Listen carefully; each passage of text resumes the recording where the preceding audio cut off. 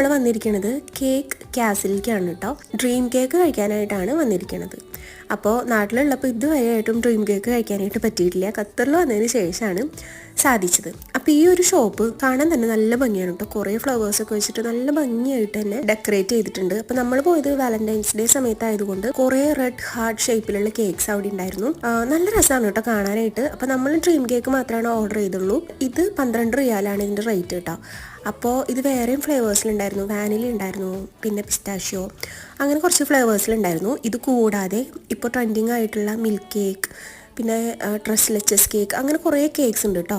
Variety cakes ഒക്കെ ഉണ്ട്. ഈ 12 റിയാലിന് നല്ല വേർത്തായിട്ട് തോന്നി. നമുക്ക് 2 പേർക്ക് കഴിക്കാനുള്ളത് ഉണ്ടായിരുന്നു. അപ്പോൾ ഒരുപാട് കഴിക്കുന്നവരാണെങ്കിൽ ഒരാൾക്ക് കഴിക്കാനുള്ളത് ഉണ്ടാവുള്ളൂ കേട്ടോ.